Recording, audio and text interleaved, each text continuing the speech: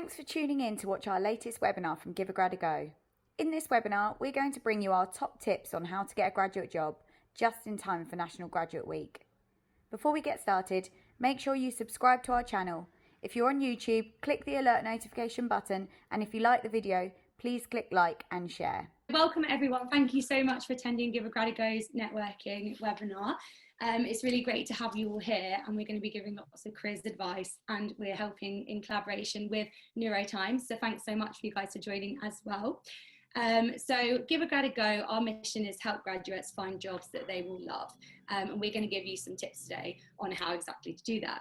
So hi, my name's Katie. I'm the Communications and Partnerships Executive at Give a Grad a Go. My job is creating these webinars and speaking to our partners like the lovely guys at Newrotimes.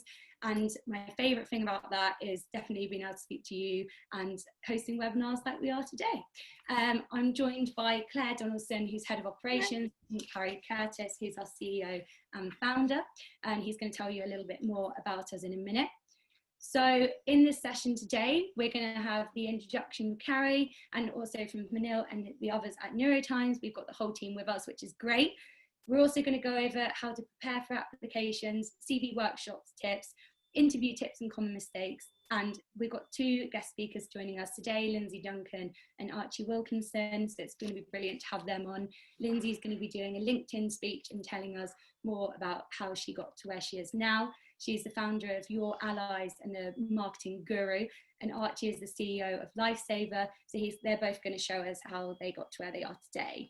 We're also going to look at what employers are really looking for, and then we've got a Q&A session at the end. But if anyone does have any questions throughout this webinar, you can just message on the chat. So please be vocal and ask whatever you would like.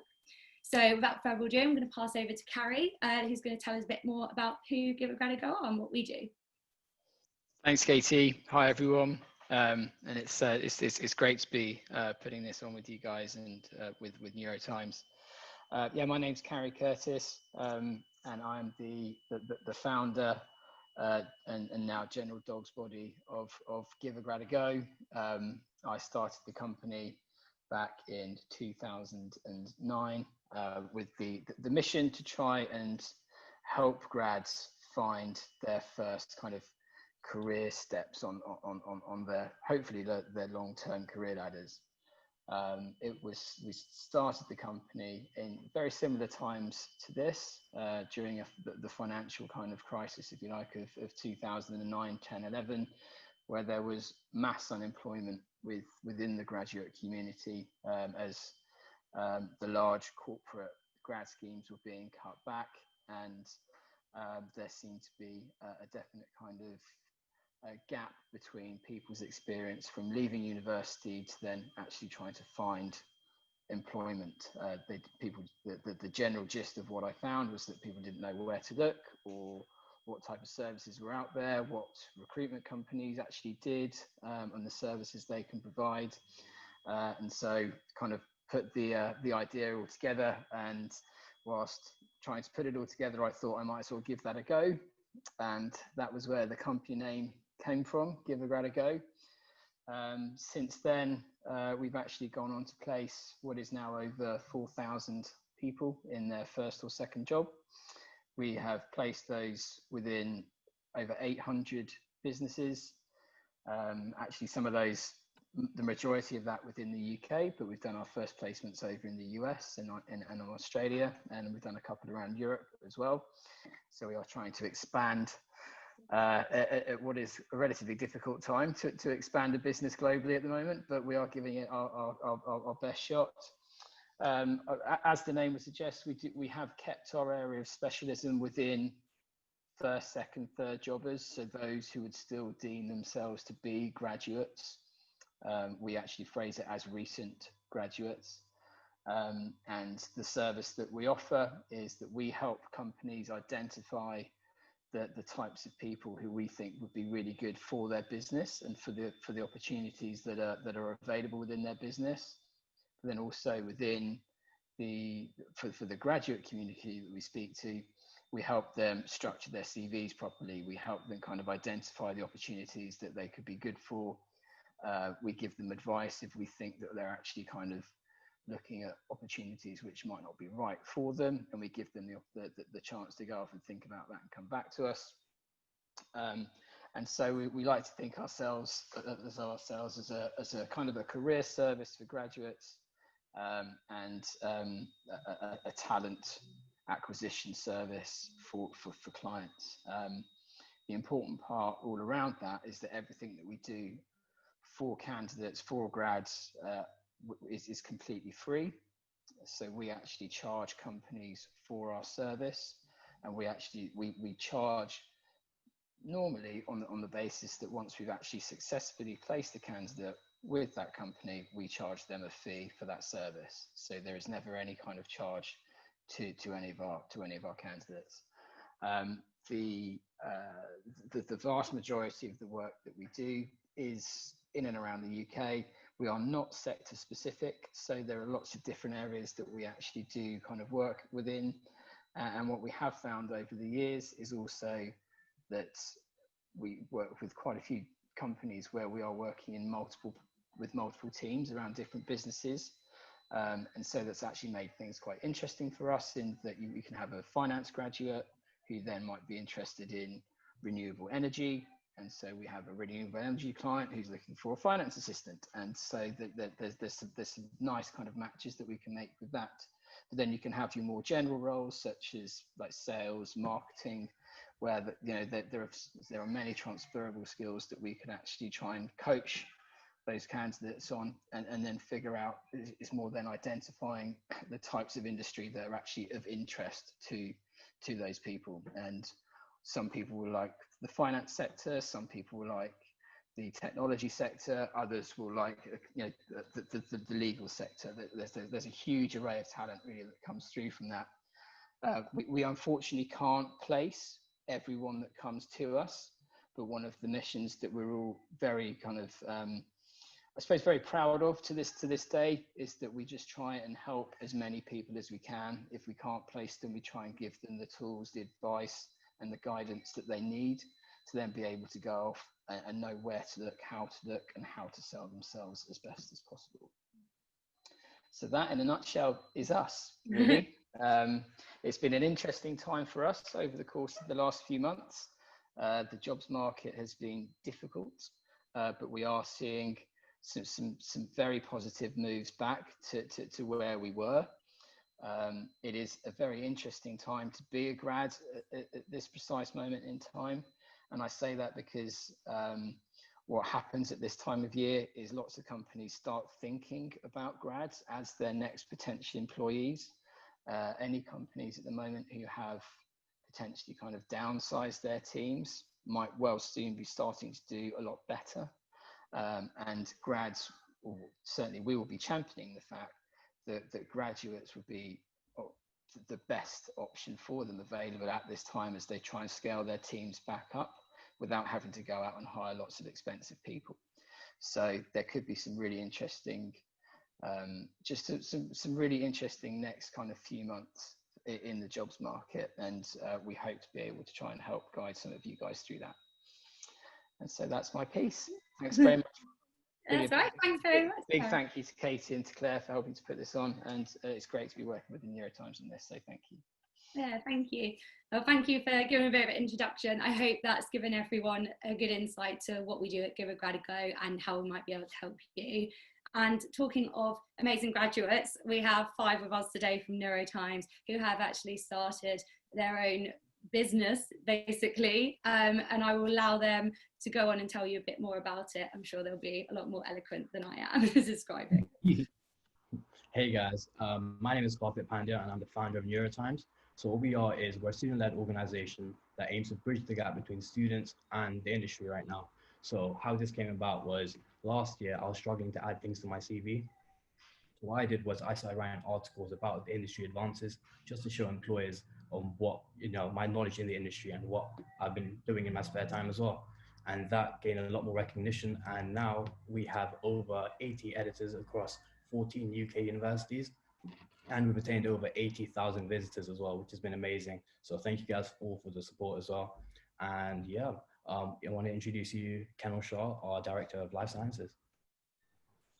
Hi guys. Thank you for coming today. So my name is Kemal Shah. I'm the Life Science Director at Newrotimes.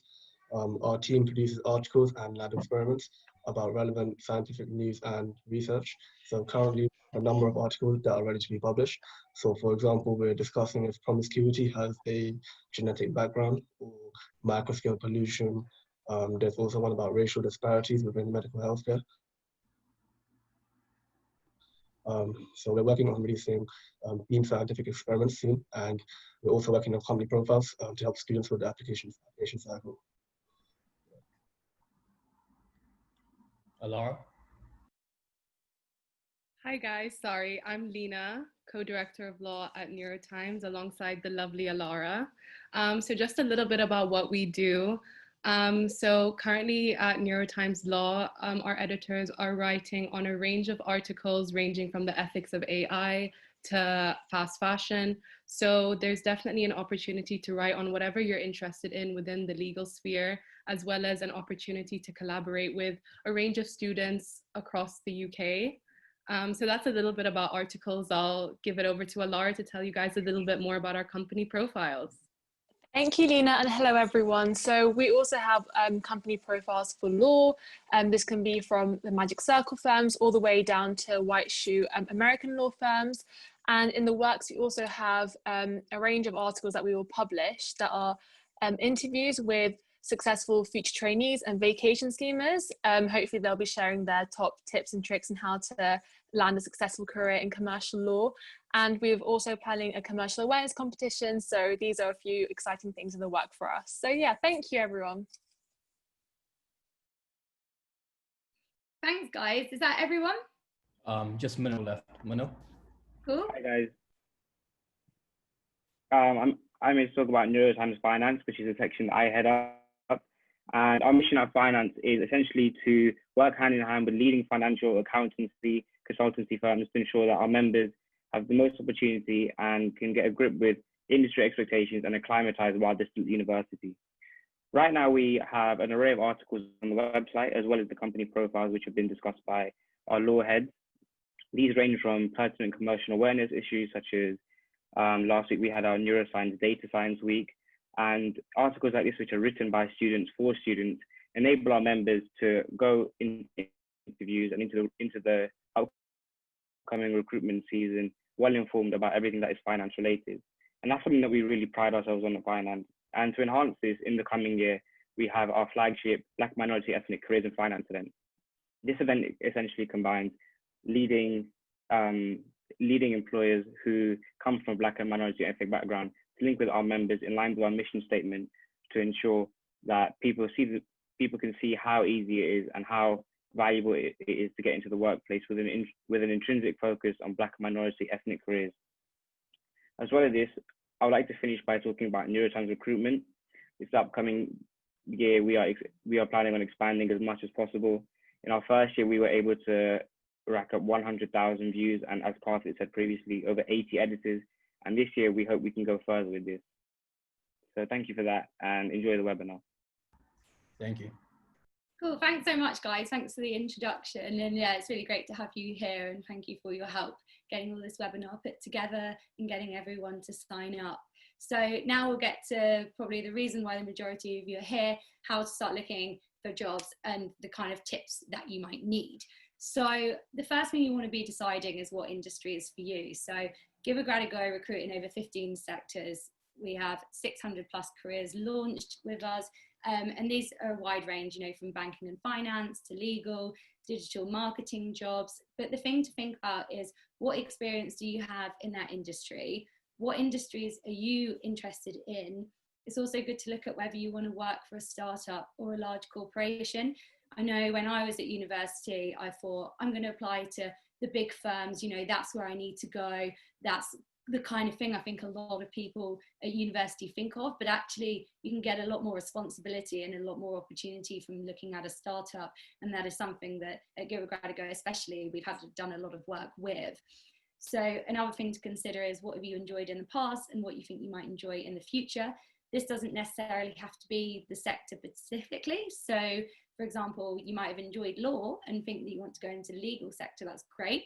but look at the actual skills that you've done. Do you enjoy talking to people? Do you enjoy writing? Do you enjoy arguing with people? Whatever it is, those kind of skills are very transferable across a wide range of sectors. And when you sign up with Give a Grad a Go, you'll get the opportunity to speak to our expert recruiters who will be able to look exactly at what you enjoy, find out where you could be suitable, and really act as a matchmaking service for you. And obviously the final thing is, I know the majority of people here may be graduates, so look at how your degree could help you get a job in that industry and what work you've done around that. And I think Newrotimes are a perfect example of getting involved in something with your different degrees, applying it and giving you some really good skills. I don't know if you agree, Claire. Yeah, no, exactly. And I think it's just so important to make everyone aware that, you know, people can be so put off by job specs because they are set to say, oh, I require X amount of experience, or I need a specific experience within this sector. But actually, if you put yourself in an employer's shoes, they want someone that can do the job and show the key skills. And I just think it's so sad, the amount of people I hear who just deter themselves from even clicking apply because they think, oh, I couldn't do it. But actually, it's not natural to think, you know, to sell yourself, so to speak, but actually having a think of your CV and going, well, actually, what skills do I have? And again, as Katie mentioned, communication skills from hospitality work that you've done. You've probably worked with a whole range of different, you know, amount of clients. Again, people that do alumni fundraising, you cold calling, and your resilience must be so incredibly high to do that. But also, you know, universities, you're organised, you're doing, you know, doing stuff as a team. And I think from my perspective, I do a lot of internal recruitment for Give a Grad a Go. And again, we do not look for recruiters. We look for people that can show the key skills I've just mentioned, because that's what's going to make someone good at the role, and everything else about the industry you can learn. I just want to make that really clear. And again, as Katie said, we can offer advice. Give us a call and say, look, I've seen this job. How best, you know, do I sell myself? But that's my kind of main message, is please don't be deterred if you don't think it's 100% match. Just believe in what you think you have. And again, it's all about kind of articulating that to the team.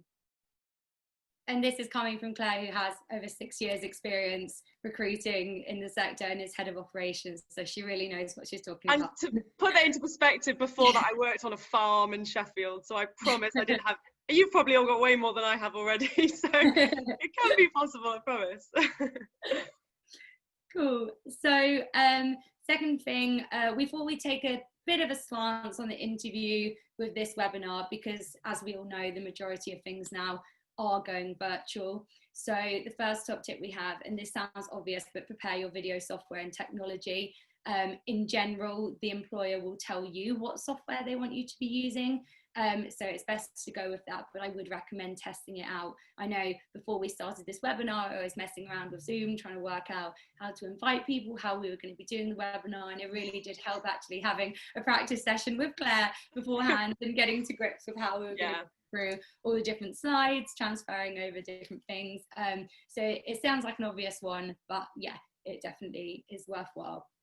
And on that note, just to say quickly, I know it's silly, but obviously with lockdown and all the quizzes that we've all been doing probably, please just check your username, because the amount of times you click onto a thing and someone's got like a hilarious quiz name from a family quiz or a friend's quiz that they did. If an employer sees that, it could start off maybe on the wrong foot. So just double check everything just to make sure you're not going to get caught out. Yeah, you don't want Sassy Gal 29 coming up interview. And then the second top tip is number 2. So it's find an appropriate setting for your video interview. And this is something, so obviously I'm here with the blank screen. I am actually in my living room. I have my guinea pigs very close to me. I don't know if you can see them, but obviously in an interview, nobody else would see that. So I think that's I like to think that's a good example of how you can look like you're somewhere really nice and actually maybe not be, because I'm just in my London flat. So then the third tip is dress as you would for a face-to-face interview. Again, this sounds obvious, but like with the room situation, don't do that with your clothes. It might be that you need to stand up and do something and you don't want to be wearing a tracksuit underneath. And we always say it's better to be overdressed than underdressed. Obviously, it depends on the role you're going in. You want to get a feel of the brand. So if it's quite a innovative new startup and they're really into being creative, then you might want to dress to their office vibe. But really specifically with the first interview, we would say just go really formal, because first impressions do really count. And then following on from that, So to stay positive body language and maintain eye contact, this is something that I got taught by my colleague the other day. If you move your screens that you're looking at yourself directly under the camera, it actually looks like you're looking at the other person. So rather than sort of having it down there and always looking here, it's a really easy way to make eye contact, which again sounds really obvious, but I actually hadn't been doing that, so I don't know if everyone else has. And then our fifth tip is the different types of virtual interviews and how they differ. So this isn't a particularly popular way to interview, but you can come across it, and we have seen it, where interviewers will ask you to actually pre-record your interview. This might seem like the easier option because you think, oh, well, I can pre-record it, I can redo it. Yeah, you can, but because of that, the interviewer and the employee will know that, and they will know that you've had more time to prepare. So actually make use of that time that you wouldn't have spent traveling. Make sure that you do still prepare, and maybe practice presenting and watch it back yourself before you submit that, because they will be looking for much higher quality in those areas. And our final tip is prepare example video interview questions and answers. So again, make sure you're practicing, make sure you're getting them in advance, make sure you're asking other people. If you've got a parent or someone that you know that works in industry, get them to test you, because there might be some things that you're saying or doing that you might not be able to pick up on. For example, speaking too fast or speaking too slow. I know I'm a great example of someone who speaks very quickly. So this is definitely something to watch out for in the interviews. Regarding CV tips, I'll let Claire go on a bit more with this. Obviously do your research before, show off your skills, spell it out, stay informed. And my favourite thing, which I learned from being at Give a Grad a Go, and this is something that the recruitment team will help you with, connect with the hiring manager or recruiter before, find out what they like. So if you come in with Give a Grad a Go and we help you apply for a job and offer you a role, they will tell you exactly who you need to connect with, but it shows quite good initiative, and it makes you look like you're really keen for the role if you actually do that research and find them. Because you might find that they went to the same university as you might find that you both really like cheese, and it just give you that bit extra and make you stand out in an interview. And it's quite easy to do as well, so may as well do it. Yeah, and I think on Katie's point as well, like for the research side of it, like, again, you know, when you say, oh, you know, research the company, they're not looking for, you know, the surface level of the company tagline and everything like that. You do need to make sure that you are really kind of engaged in what they're doing. So again, perfect example, the LinkedIn connections, they might be sharing and commenting on articles relating to their company or just the wider industry in general, which again, for you to even learn about and demonstrate that you've also read about it in an interview is going to show an employee that you've gone really kind of above and beyond to have a look into it. And you know, there's always that term commercial awareness, which means that you are aware of competitors, what's going on. It's not just that company, it's thinking, well, if I was to work for this company, who else do we need to keep tabs on? What are other companies doing that are in a similar field, and therefore how do we put business strategy across to make our company better? And I think it's making sure that you're in the mind of that company when you're going into the interview to show that you've got that ability to kind of, you know, generate interest and kind of come up with those ideas really. And I think I've got a couple of points actually, so cut me off, Katie, if I'm going on. But again, you know, thinking of tech companies, which are a huge, you know, majority in the world now, actually doing a free demo from your side, gives you an insight into the product, but also on the flip side, if it's a small firm, they'll probably see your name pop up as someone that's just downloaded whatever it is, and that's great, because again, they're going to show that you're committed, you're really going for it, and you know, you can see kind of you viewing the platform and having a go. And finally, I think we always say this, but questions, please be prepared with questions for interviews, because the worst thing is when you basically go on and you don't have the ability to, you know, come up with a question for someone or whatever it is, and actually having the ability to go, right, actually, I'm going to ask you a couple of questions now. What is your favorite thing about the company? You know, what are maybe the challenges the company's facing right now? You know, what does success look like in the next 3 months? Something that just basically shows that you are engaged and you're in the moment and you're focused on that. So they're kind of my 3 long-winded tips I'd give. Cool, thank you. So next we're going to introduce our first guest speaker. Thank you so much for being here, Linsey. So Linsey is CEO and founder of Alliance Marketing. So Linsey, you are the absolute marketing guru, and I know that you've got quite a few good tips to share with us, including LinkedIn. So I'm going to make you the host now. This should enable you to share your screen I'll stop sharing mine. Please let me know if that's working. Let's have a look. Nope. Hang on a second. It's all right. I think it's sharing now.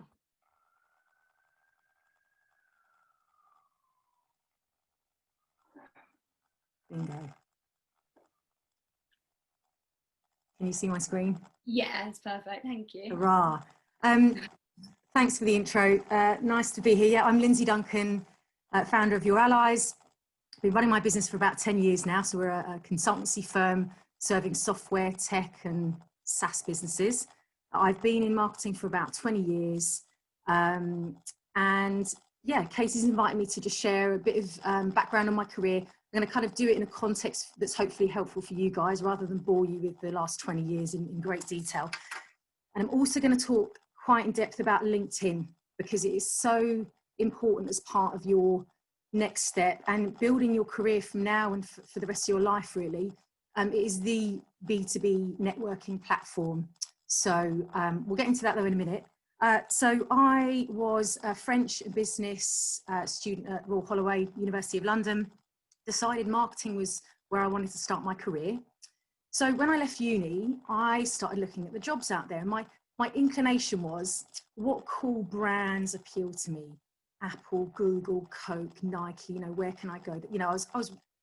Everyone seemed to be heading, looking for the big brands. And I very quickly noticed that, first of all, the competition levels were sky high there. And there was also something that was quite important and practical for me at the time. I wanted to live in London and I needed a certain amount of money to live in London.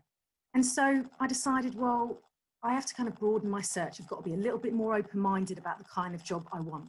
And so, long story short, I ended up working for a business called SunGard. At the time, they were the 4th largest software business in the world. And I worked for one of their business units, which sold financial services software. So I'll be very honest with you. I didn't wake up in the morning, punch the air because I was selling financial services software. But I'd found myself a really nurturing environment. So it's a very secure business. I had a boss who wanted to coach me. I had a supportive team, and that was an absolutely brilliant place to start my career. So whilst on the surface, it maybe wasn't what I had in mind, because I'd kind of broadened my search and really focused on a job that would teach me with a good team, that really set me in good stead. And that was actually a stepping stone for me to get into a job that was then pivotal in my career. So I ended up working for a part of Experian, and they were going through an immense stage of growth. I take some of my learnings working there with me now. It was a superb company with super smart people, again, that really fostered learning and development, and my career really took off. So again, that was not, I wouldn't necessarily have seen myself working for a business like that, but it was the best place, one of the best places I've ever been. So from there, I got a bunch of experience, and I decided, you know what, I want to roll my hands up, and I became head of marketing for a startup software business. Brilliant hands-on experience, really different to what I'd done before. And I learned lots and lots and lots, and I loved doing that stuff from scratch. I then moved into a global role, marketing and communications director for Mintel International, they're the UK's largest consumer research firm, and had a whole bunch of experience running teams in different countries and running a global department. Again, superb, but what I realised was, okay, I've really enjoyed this corporate experience, but actually what I want to do now is take all of that, build my own business, and that's what I do now. For the last 10 years, I've been applying what I've learned to help startups and scale-ups and other B2B businesses. So hopefully there's a few ideas there for you. I suppose what underpins all of this is it's been the people around me during my career that have been what mattered. You know, having good people to lead me, that I can lead, and in nurturing environments. And that's what I take away from all of my good career experiences. Right, let's get into LinkedIn then. So if you weren't convinced, there's a whole bunch of people on LinkedIn, 28 million in the UK. It's the most used social network in the business world. And senior influencers and decision makers, your recruiters are on there, your future employers are on there and they're active. Now, I'm showing you this 17 minutes per month stat because it's relevant. Now, that was pre-COVID. The chances are that people are spending a little bit more than that every month on LinkedIn because we haven't got the luxury of face-to-face right now. So we're checking people out on LinkedIn. But my point here is people aren't going to labor over your profile. They're going to make judgments really quickly when they're looking at candidates. They're going to look at your opening words, your profile picture, your headline banner, and the other information in your profile, and they're going to make judgments. So get it right first time. And this year, you know, it's tragic, but we haven't got the luxury of being able to meet people face to face, do all that relationship building and networking stuff. And so that means we've got to build credibility and trust online. And your LinkedIn profile is a really key place that you can do that. You know, that's where recruiters are going to be looking at you and your future boss too. So let's just, we're going to get into quite a bit of detail here, but it's all detail that will help you create the right first impression. So I'm sharing a good example of a profile. This is Kalon, who works for me from time to time. So what I'm showing you is this is pretty much your prime real estate. This is what sits above the fold when someone's looking at your profile on a laptop. So we're going to start at the top. Now, this banner image, it's actually really underutilized. And I've really noticed a lot of grads and students tend to just leave it as is. This is the LinkedIn kind of template. Now, if you're smart, that's a really brilliant place to show something to set you apart. It could be something to do with your experience, your background, a hobby, or just a really eye-catching image, okay? So it tends to be underutilized. That's something to consider. And next, and this is important, we like to see people's photos and we like a professional photo. So if you have no photo, you're actually potentially losing out because a profile with a professional profile image gets 21 times more views than those that don't. So I recommend making sure you've got a good photo on there. All right, next down, the first words that someone's likely to read about you is in this headline statement here. So people typically might put their job title and company, but actually recently LinkedIn have opened up the number of characters you can use here. You can actually put quite a meaningful statement in here. So think out of the box. I recommend putting something in this, some kind of statement about what you have to offer to your future employer, as well as maybe what you study and some work experience. That's the first thing someone's going to read about you. Now, this is an interesting one. The next panel down shows you. So let's say you're connecting with a recruiter, or maybe you're looking to connect with a person who might be interviewing you. People are 5 times more likely to connect with you if you have shared connections. So that's second connections in common. So have a look and see before you try and connect with that really important person. Think about who else you might have in common. Maybe you could connect with some people in their team or HR. So increasing your chances of them connecting with you. And this works similarly. So over to the right here, you can see if you have shared groups or interests or companies that you follow, that also influences someone's decision to connect with you. So you're more likely to get good engagement if you follow the same things and have got some shared interests. And I'll show you a bit more about how that works in a minute. Moving down then, the about section, never leave this blank. This, in a way, it's a little bit like a cover letter, but this is where you talk about your expertise, your skills, potentially what you're looking for, what you can offer to an employer. It's crucial. That's a really important section. Now, finally, this featured section is relatively new, but this offers a brilliant opportunity. So basically, LinkedIn allows you to link videos, web pages, bits of content, images, all examples of stuff that can tell people what you're about. So it could be projects you've done, stuff you've written, examples of work, but use that again to help build this picture about who you are and what you've got to offer. And also it can add a really nice visual element to your profile. All right.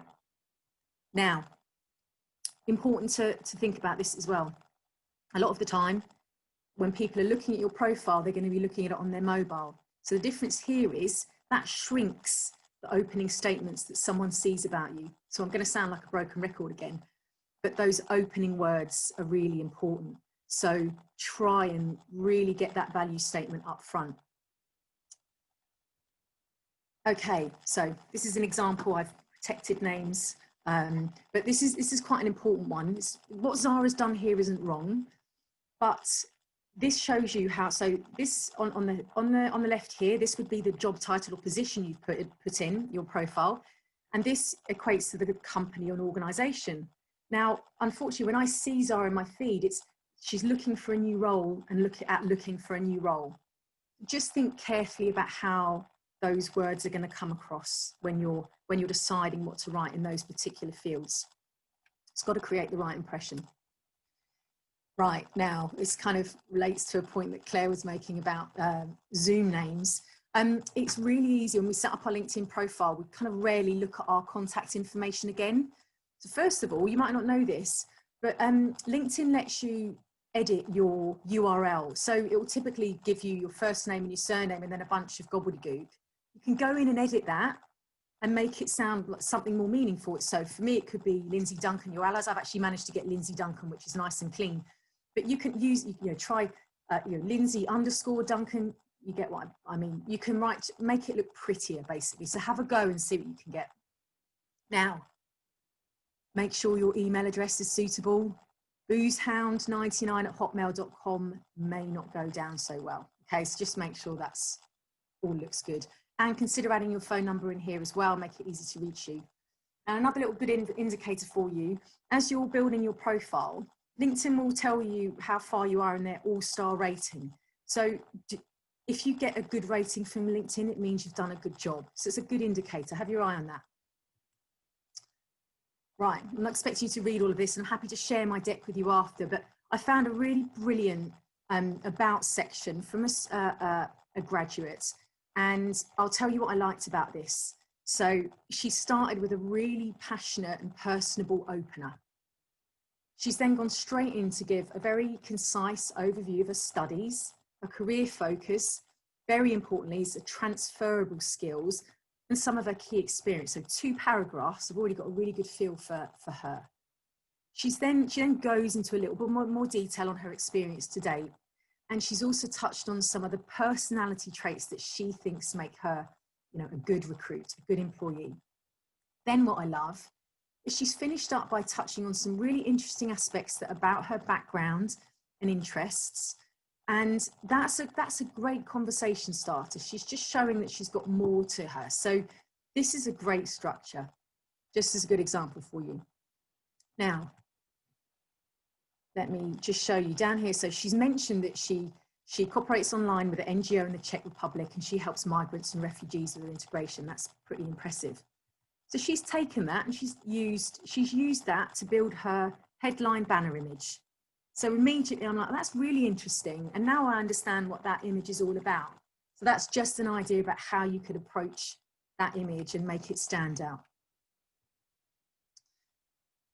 So we're going to go down into that next section of your LinkedIn profile, and it's the experience section. It's quite important that you build this out, and here's just a couple of pointers on how to do that. So if you think about, we're a bit lazy, right? We like to scan. So if you can, put your most relevant experience at the top. And then for each kind of role, highlight where you've got highly relevant work experience to showcase. Again, bring that to the top of that particular chunk of experience. And then with other jobs that may not feel like they're quite so relevant to what you're looking for, just make sure that you really draw out the transferable skills and make those come across. Again, I think I'm echoing what Claire pointed to. Right, I'm just going to finish on this point. I talked to you about this whole interests and companies and how that can play a part here. So this is literally a snapshot. If you scroll to the bottom of my profile, I follow lots of different companies and groups, but this is the first that you see. So immediately, this tells you that I follow stuff that's to do with my profession, the marketing practice, virtual events.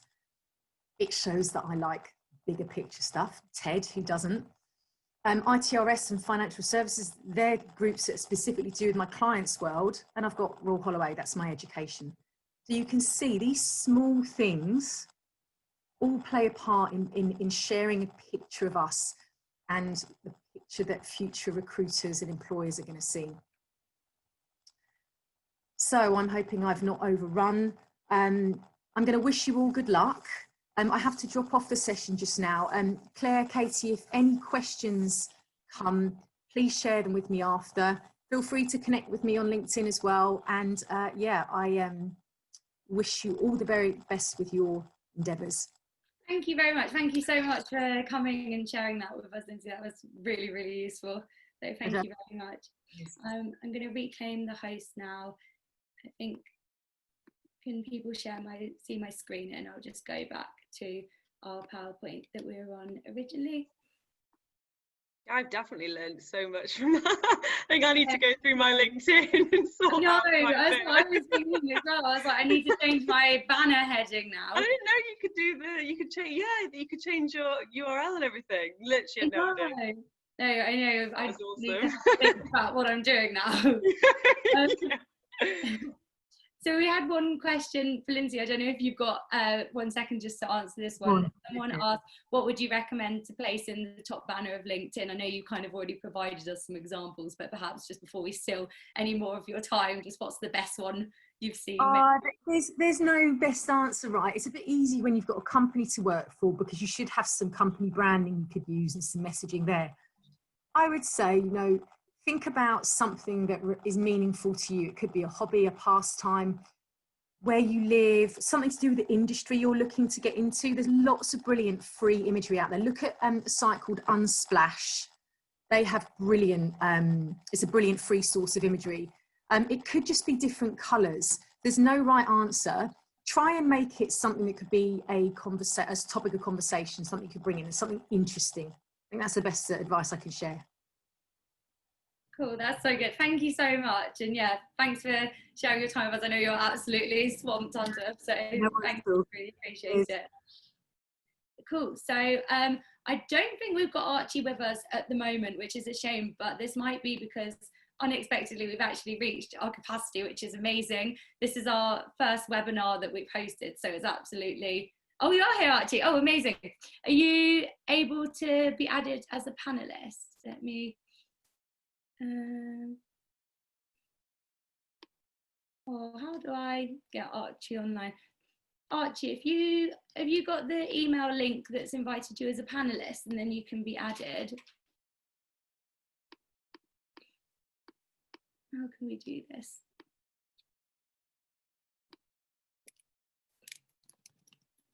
The webinar will continue until roughly about 6 o'clock, just gone 6. To all those who are wondering, feel free to drop off if you have other commitments. That's absolutely fine. At the end, there's going to be a Q&A session.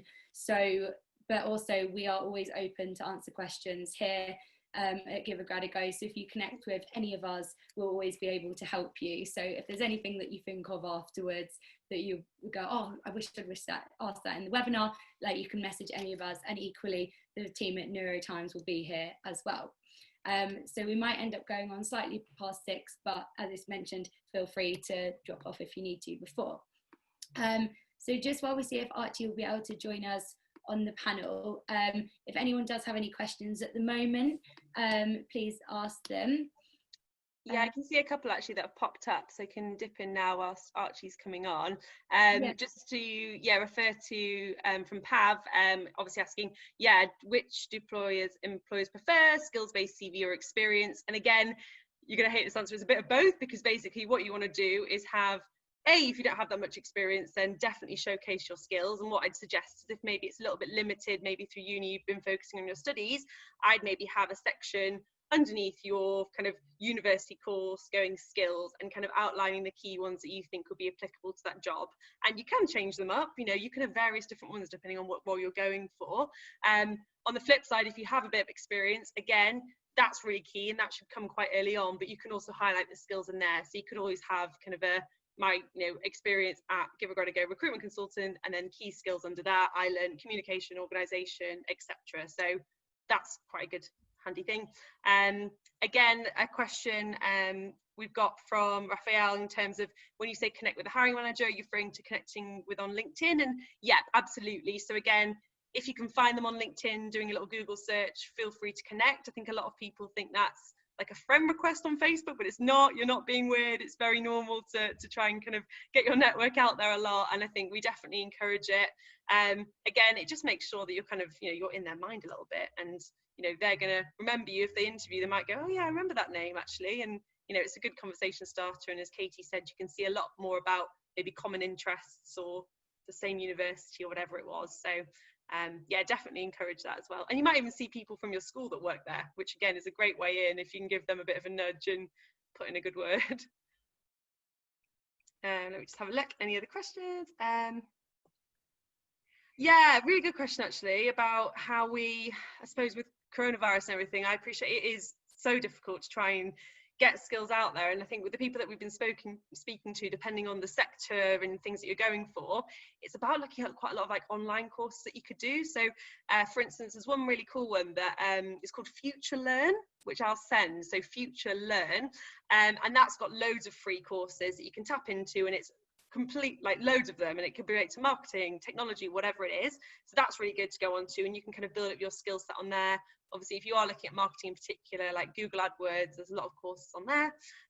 Again, more tech related, for any kind of techie people out there, again, keeping your GitHub up to date, having kind of evidence that in your spare time you've been focusing on your key skills and getting involved in blog writing or whatever it is. It's just stuff that you can be showing. But if I'm honest, any employer who's got a bit of an issue that you haven't been up to that much or had much experience during coronavirus is probably thinking about it the wrong way, because of course everyone's in the same boat and everyone's going to appreciate that. But if you can do stuff in your spare time, it's going to keep you really engaged, but also show them that you've, you know, been active and proactive with it all. Just looking now if there's anything else. Sorry guys, here we go. Yeah, and to people asking, I suppose, about specific jobs and the degrees that they've had, as Katie said, we'll provide a link to our email addresses. So again, we can connect you with a consultant that's maybe relevant. So I think someone... we're in. Sorry about that, Archie. That's how not to do it, guys. I did click on all the links. I hate Zoom. I use Google. I hate Zoom. So that was point one. Get your tech right. Make sure you know. I've failed. Thanks so much for being here today and sharing your story with everyone. Sorry that we couldn't get you on sooner on the panel. It's okay. It's great to have you. It's okay. Right, shall I kick on? Yeah, so I'll give everyone a slight introduction. So when I spoke to Archie before and invited him to be on this webinar, it was instantly clear that Archie has a phenomenal amount of experience in a range of different roles. Again, something that we've spoken about quite a lot in this webinar, that, you know, it's not just when you come out of uni, for example, if you've done law, you don't have to go into legal, you can go in a range of different careers, and that's exactly what Archie's done. So I'm really excited to hear in more detail his professional story, and I'm sure it will be really beneficial to everyone, because there are a lot of moments on the phone where I was going, wow, really, oh my gosh, how did that happen? So yeah, I'm sure you'll all enjoy, and yeah, thanks so much, Archie, for coming on today. No, it's all right, thank you for having me. Thanks for those kind words. I don't think I'm a professional at all. So I guess there's a few things I want to cover. One, I guess I can talk a little bit about my journey, but it's a bit boring. Second thing, I guess my perspective of hiring people. And then third, I guess what it would be like in your position right now. So let me just write these things down so then I remember. And just fire away questions into the chat real time, and I can try and answer those. So I went to university. After a year out, I had a gap year and went to Newcastle, did marketing. When I was there, there was a student discount card, and I set up another one because I was just like, this one's ripping everyone off, and set that up and in Newcastle, and then sold some flowers and Valentine's Day. When I got to the end of my uni, I really didn't know what I wanted to do. I did marketing, and I kind of was looking at different things, and like you've heard already, all the speakers and all the advice is amazing, by the way, and you should really sort of listen to it and try and dissect it. And I wish I kind of listened more to this advice. I guess I kind of I did all the Unilever, applied for Google and all that jazz, as everyone does, and gets nowhere. And I went to a talk that my dad was hosting in his office, and there was a company there called MSC Saatchi, which is a big marketing group. And I was like, oh, that's quite interesting. And I watched a few other talks and kind of followed up with this person. And I was like, oh, I'd love to do some work experience in your business. And this was the sport and entertainment division. And yeah, when I was there, they said, oh, nothing for a few months. Then something dropped out. And they're like, yeah, we got 2 weeks work experience. Went there and then jumped into the I seem to be the only person that could add up some numbers, and I'm not even that good at maths, but I then moved into the PR division and did 4 weeks there and tried to kind of make myself indispensable, really. And then they offered me a job, really, which was cool. And I did 2 years there. And when I was there, I was kind of frustrated with how little sort of new ideas and new ways of thinking were coming into the agency. So I'd invite from Maurice Saatchi, who used to do Margaret Thatcher's advertising, which your parents will probably remember, the Labour Isn't Working advert, down to the interns, and which was about 700 people, and about 30 people would turn up. It was called Coffee, Croissants and Curios, and I get these speakers in. And the long story short, the second speaker was a guy called Lawrence Kemble Cook, and he then hired me to join his business, which was a floor that generated energy when you started it. So I kind of went from a corporate, big MSC Saatchi, writing status reports every Friday, hated it, cleaning, doing the tea run, tidying up the newspapers, like really, really rubbish job. And but worked my way up there and a little bit, and then went and worked into a startup. Paved it. I actually did a LinkedIn blog. I mean, it'll be a few years ago now, but of moving from a corporate into a startup to sort of, and you're welcome to find that and find out, what that shift looked like. When I was there, I was sort of tasked with running the experiential arm of this business. So it's basically a floor that generates energy when you walk on it. It's a great way of engaging with people. And I kind of then just sold it really all around the world and got to fly around the world and talk on smart cities and sustainability before it was what it is now, much more front and center. And that was great. Did that for 3 years, but during that time I was kind of bored, and I then did a postgrad at Cambridge as well to sort of challenge myself.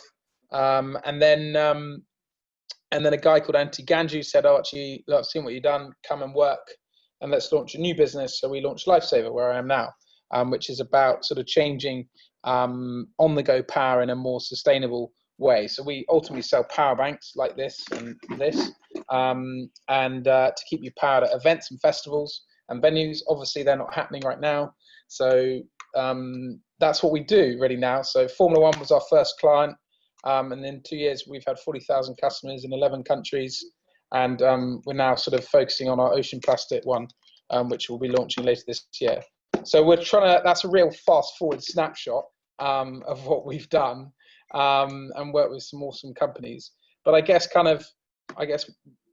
looking back, one of the things that I'd sort of, would learn is, go for it and try and learn as much as you can, whatever it be. And, I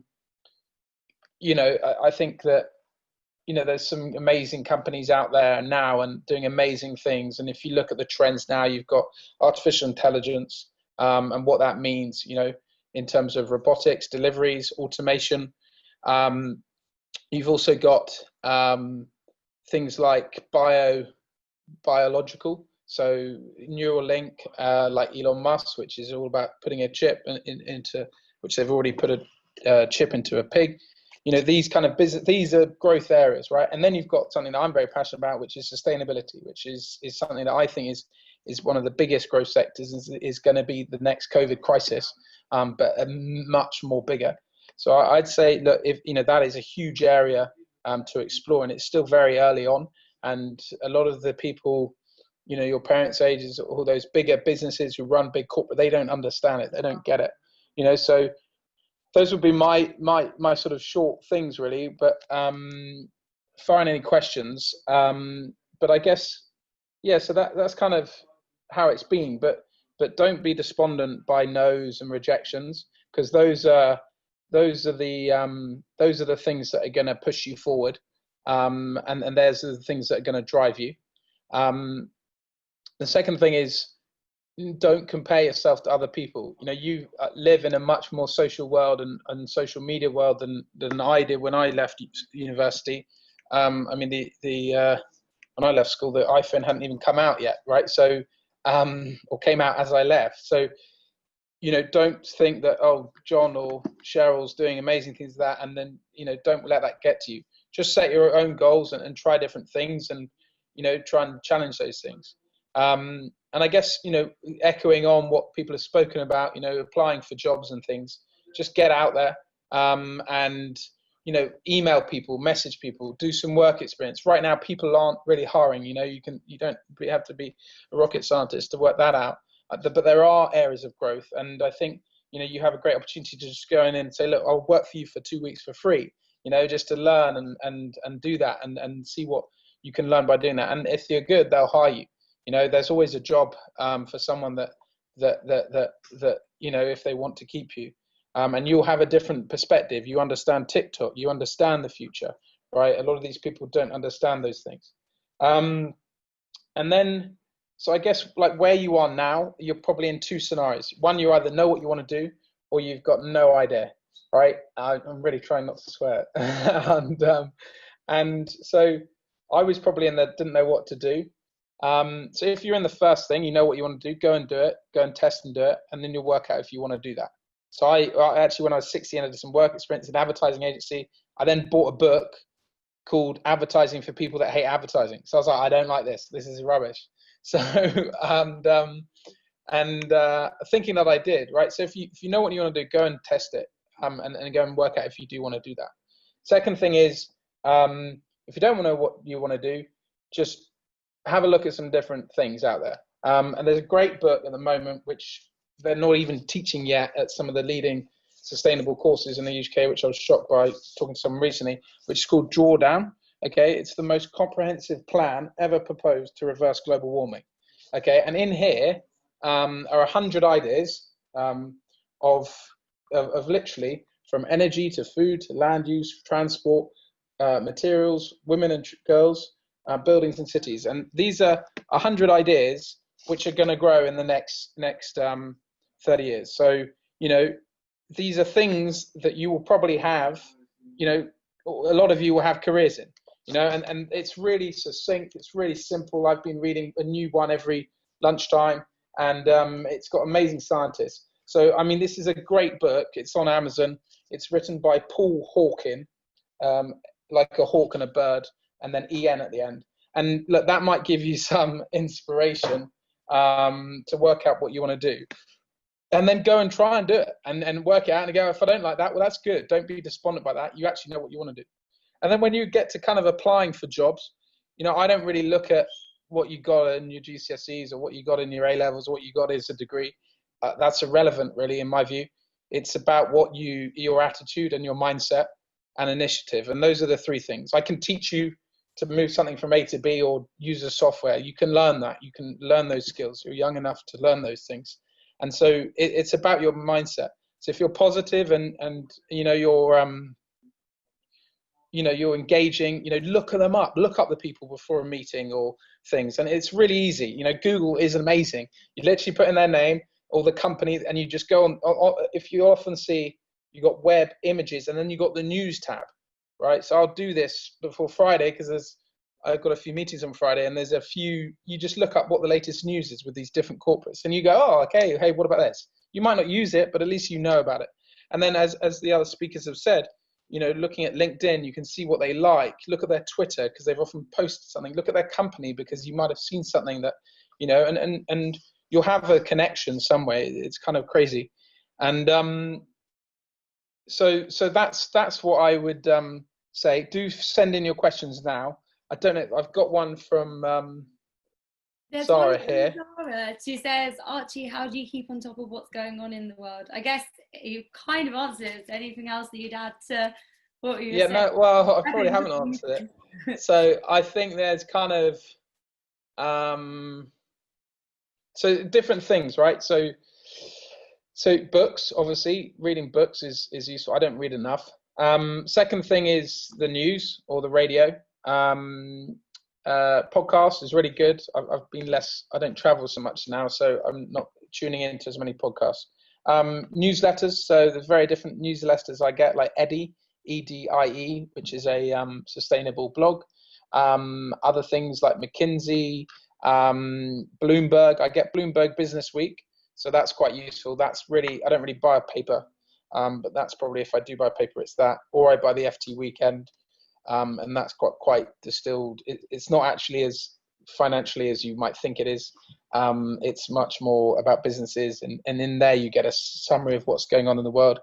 And then just like network groups. So there's lots of different groups I'm involved in, and that's where a lot of knowledge is shared. We're also part of a lot of accelerators. So you kind of, you just have to absorb a lot, really, and continue to do that, because when you stop doing that, then I don't think you're living anymore, and you're not challenging yourself. And that's what I say. Come on, there must be more than one question here, guys. Send them in. I'll leave my details if you want to send me anything. In a normal time, we hire a lot of students across festivals in Europe, so welcome to drop me your details. If you go on our jobs link, you have to answer some funny questions. Top podcasts. I like Desert Island Disc because it's quite interesting about those people. There's other ones. There's a lot of tech and green ones that are linked to that. So there's a few on there. I'm not so good on them as much anymore. But How I Built This, that's a good one. That's a good podcast. And Desert Island Disc, quite interesting. Where are your offices? We've actually cancelled our office because we're a startup and we can't afford it, or we need to survive. But we're based in Lambeth. We still have a storage unit there in London, but now we're pretty much virtual. Owen Connor, I don't know what ATS means. Sorry, did I say ATS? If you can explain. Can you send in your job links? If you go lifesaverpower.com and go to the bottom, we don't have any jobs at the moment, but then I've got your things. When there's hundreds of people applying for one position, how can you really make yourself stand out? Do something different, right? So the reason I get traction with like Nissan and corporates and investors, I write them a handwritten letter. So because most people will answer a handwritten letter. So do something different like that, go and put something in their letterbox, go walk to their office and knock on their door and say, I've got a meeting with Mr. Gates, and I've done that once to VC in California and I didn't get a meeting, but I tried. So, do something different, do something that will stand out, find out where they live or find out where they're going to be and go and have a poster and something and just, people will often take time and go, oh, can I ask you something? Or, ask for people's advice. People love sharing advice, right? And so if you can say, oh, can I do that? So, CVs I barely look at, it's pretty bad. But I look at more what their responses are. Casey, I think that's how I say your name. Sorry. What are the biggest challenges you faced when you came out of university regarding employment? I've never got a job from an interview. So I'm a slight anomaly like that. So I've never gone through a job phase process. I've had interviews, but I've never ever succeeded that way. How I've got it is probably demonstrating my work and doing it that way. And that's obviously what people buy in the end. How long did it take to your scuba job post-graduation? I then took another year out, actually. So it took me 18 months, I guess. So, but don't worry about that. Time is irrelevant. My dad always says, by the time you're 30, you want to know what you want to do. So use this time from 20 to 30 to just try loads of different things, work it all out and give it a go, and you can just learn. I'm actively applying, but as you know, current COVID sites are making things yes, they are very difficult. So you really need to stand out, offer yourself up and say, look, can I come and work for your business and do some research for you? There's always research to be done. Say, what are your problems? Understand what their problems are. Everyone has issues right now, and more than ever, and find out more and go into depth about that if you can. What do you look for in career changes? Not sure what I mean by that, but career changes, if you can specify, Louise. how would you define success? Well, that is for you to define, Francesca. For me, I have a son. So for me, success is him being able to get an education. It's also a vision, an idea that I have in my head, and making that vision come alive. So we're launching the Ocean Plastic Power Bank. I want to see that pass online. I want to be able to change an industry. So we've recently launched the Fair Cobot Alliance, and Tesla and Volvo have just joined it as well. So, I guess that's how I measure success. It's less about money. It's about achieving a goal. And that's what drives me. The money will follow. You can go and find money if you want, but I don't think you'll get as much money if you do it that way. How did you discover your passion for your current industry? Good question. I don't know, really. I guess I realized that,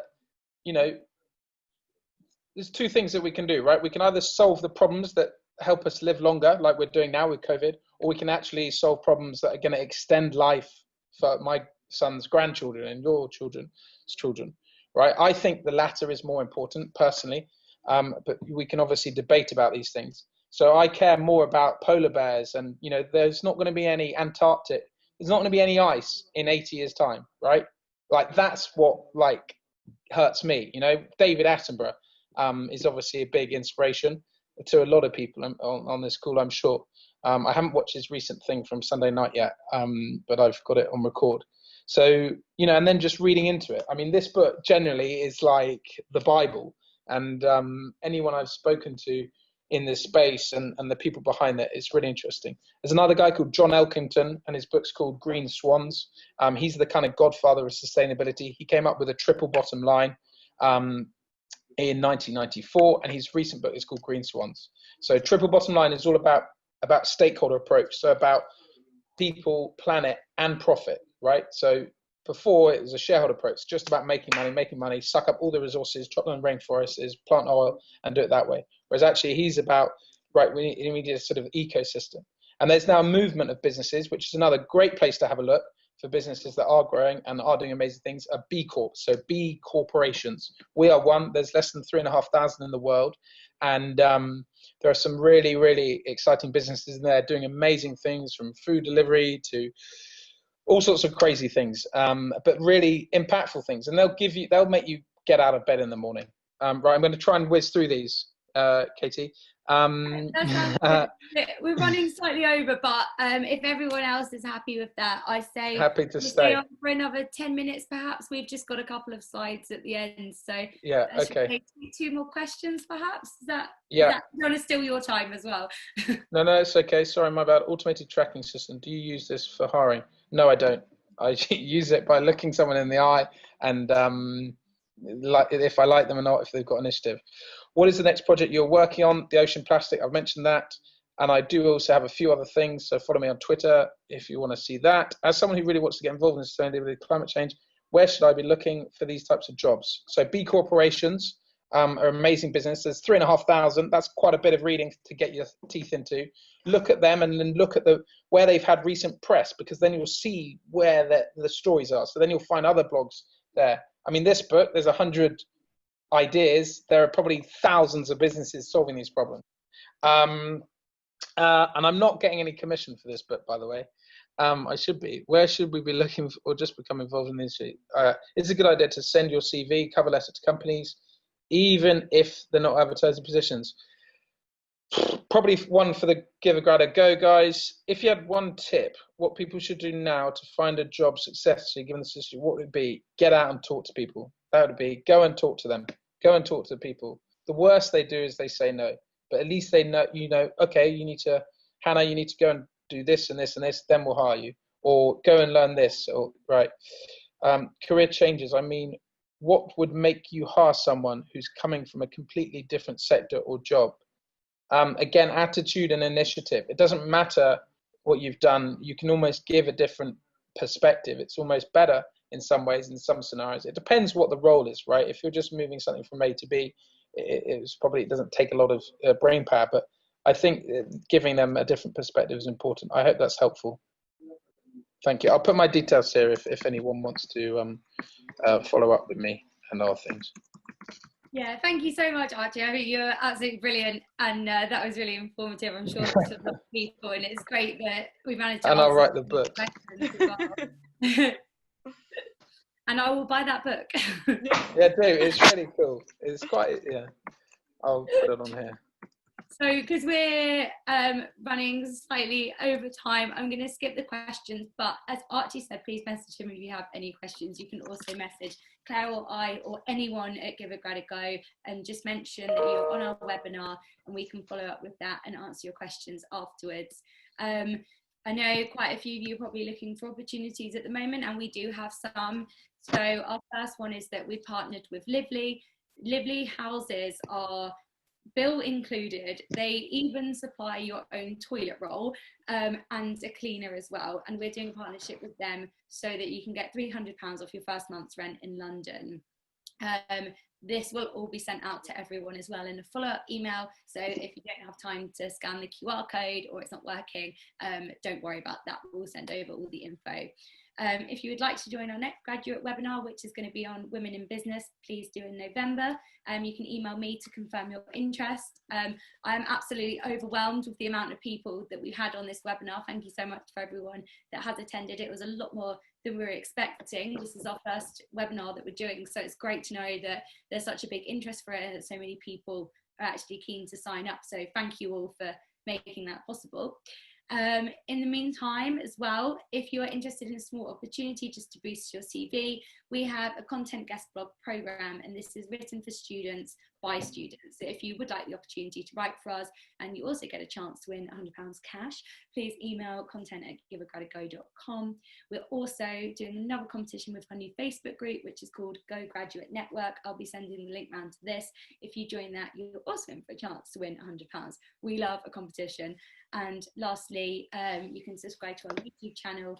We've currently got over 500 subscribers, and we're going to keep posting more and more content, and we will also be posting this webinar on there. So if you know anyone that didn't get a chance to join us today, or anyone that you wanted to share this webinar with, you'll be able to share it all on there. So thank you very much, everyone. Thank you, team at Newrotimes, for helping us today. Thank you, Claire, for being here with me and helping me through everything. And thank you lastly to Archie. Lindsay's not here, but thank you to her as well. And yeah, thank you so much, Archie, for spending your time talking to us and answering all the questions. It was great to have. No, it's okay. Thank you. No worries at all. And yeah, thank you everybody else that joined our session. We will keep following up with you all and answer all your questions. In the future, but if there's anything urgently that you really want us to answer, just get in touch and say, I was on the webinar, please answer our questions, and we'll get back to you really quickly. And yeah, connect with us on LinkedIn, and if there's anything that you need, come, you know where to find us.